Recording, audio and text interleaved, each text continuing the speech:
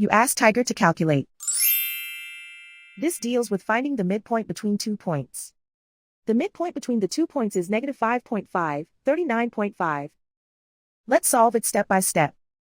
Plot the 2 points and calculate the midpoint using the formula. The coordinates of point 1 are, x1 equals negative 25, y1 equals 0. The coordinates of point 2 are, x2 equals 14, y2 equals 79. PM represents the midpoint of the 2 points.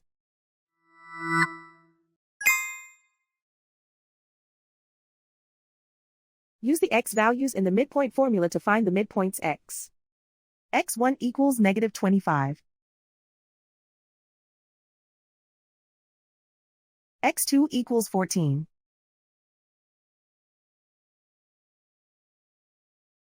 Simplify the arithmetic.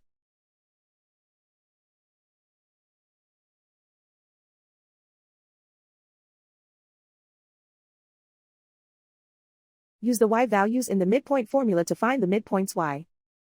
y1 equals 0.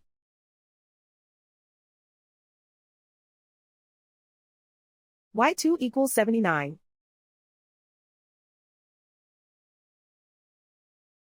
Simplify the arithmetic.